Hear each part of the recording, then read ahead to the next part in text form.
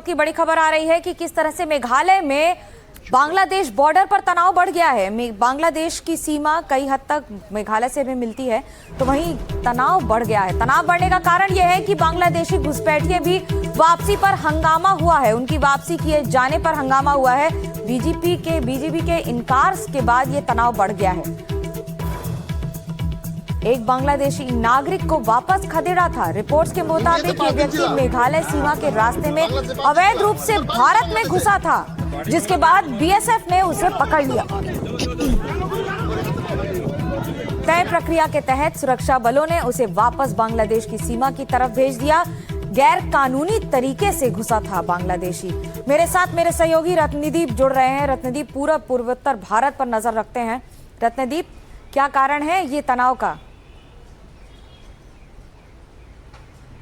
देखिए, ये जो तनाव बना था ये कल बना था मेघालय के गारो हिल्स इलाके में। गारो हिल्स के एक बहुत ही दुर्गम इलाका है महेंद्रगंज, जो कि बांग्लादेश के जमालपुर के ऑपोजिट है। और ये उस इलाके में कल एक बीएसएफ के सूत्रों के मुताबिक एक घुसपैठ की घटना घटी थी, जहां पे कि एक संदिग्ध बांग्लादेशी नागरिक वो भारतीय जो भूमि में, भारतीय टेरिटरी में आ गए थे, और बीएसएफ ने उनको जो प्रोसीडियर है पुशबैक का, उस पुशबैक के प्रोसीडियर के द्वारा पुशबैक करने की जब कोशिश की, तब जो बांग्लादेश बॉर्डर गार्ड है बीजीबी, उन्होंने वहाँ पे उन्होंने ऑब्जेक्शन रेज किया।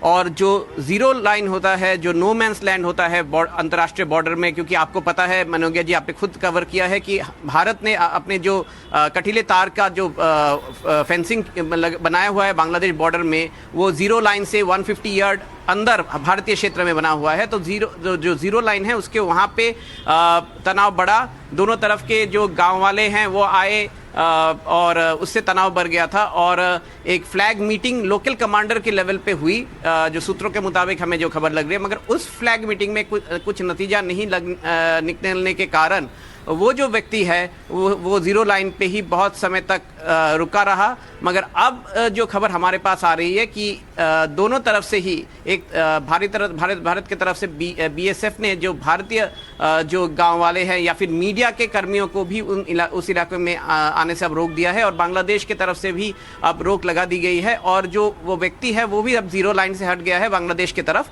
और जो बीएसएफ के सूत्रों के मुताबिक हमें जो खबर लग रही है कि जो हायर कमांड, दोनों जो बॉर्डर गार्डिंग फोर्स हैं, उनके हायर कमांड के बीच बातचीत के माध्यम से आज ये मामला सुलझा लिया जाएगा। रत्नदीप, ये भी समझना चाहेंगे कि जब बात मेघालय की होती है, असम की होती है, बंगाल की, त्रिपुरा की, ये सारे राज्य हैं जहां पर बांग्लादेश बॉर्डर सीमा से पूरा सीमावर्ती इलाका है, ये अंतर्राष्ट्रीय सीमा का इलाका है।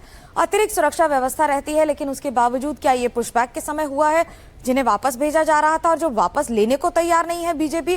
क्योंकि 1 और 8 तारीख से 12 तारीख तक दिल्ली में अंतर्राष्ट्रीय स्तर की बैठक हो रही है, द्विपक्षीय बैठक हो रही है बीजेपी और बीएसएफ में, भारत और बांग्लादेश के बीच में, और वहीं दूसरी ओर इस तरह की तनाव की तस्वीरें।